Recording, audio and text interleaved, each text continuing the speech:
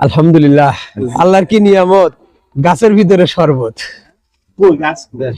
আসলে গাছ থেকে তো রস পেরে নিয়ে আসছে এই মাত্র। আমরা আসছি সেই শাহজাদপুর উপজেলার মানে কাইমপুর ইউনিয়ন, তাই না? কাইমপুর ইউনিয়নের বনগ্রামে বাড়ি। বনগ্রামে আসছি আমরা রস খাওয়ার জন্য। সেই ছোটবেলার স্বাদ পাইলাম।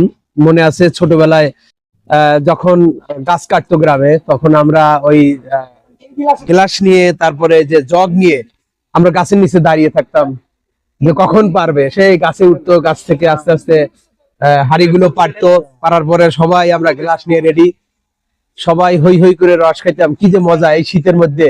এখন তো আর অত শীত পড়েই না, আগে তো প্রচন্ড শীত পড়তো। ভাই আরেকটা দেওয়া হয়নি। এবং মিলন, মনে আছে আমরা কি করতাম? ওই গাছের রস যখন পেরে নিয়ে চলে যাইতো, তখন আমরা আবার ওই মগ নিয়ে নিচে রেখে দিতাম, এক ফুটে করে পড়তো।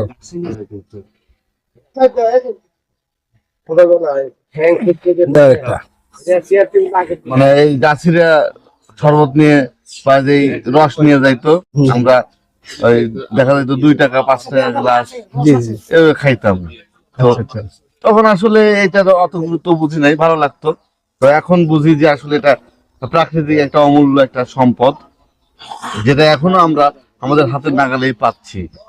তবে এটা একটু বিপজ্জনক একটা আছে, অবস্থান আছে। সেটা হলো পাখিগুলো যখন এখানে যখন মুখ লাগায়, তখন ওই নিপা ভাইরাস, বাদুর, সম্ভবত বাদুরের কারণে নিপা ভাইরাস এখানে ঢুকে যায়। তো সেটা খাইলে কিন্তু মানুষ মারাও যেতে পারে। তাছাড়া যারা জাল বেষ্টনী দিয়ে এই মধু মানে এই বোতল হবে রস আহরণ করে, সেগুলো খাওয়া কিন্তু নিরাপদ। আমার নাম মোহাম্মদ সাদ্দাম হোসেন। কোথা থেকে এসেছেন? আমি শাহজাদপুর দাঁড়িয়াপুর। আচ্ছা আচ্ছা, এই প্রথম নাকি আগে এসেছেন? না, এই প্রথম, এর আগে আসি নাই কখনো।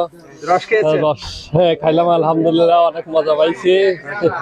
শীতের সকালে রস খাওয়ার মজাটাই অন্যরকম। এইরকম দৃশ্য দেখে নিজের কাছে অনেক ভালো লাগতেছে। এত আসলে আগ্রহ নিয়ে সবাই আসছে, ভালো লাগতেছে। সেই ছোটবেলায় স্বাদ নিয়েছিলাম, তাও মোটামুটি 10-15 বছর আগে। তারপরে আসছি, ভালো লাগলো, অনেক ভালো লাগছে।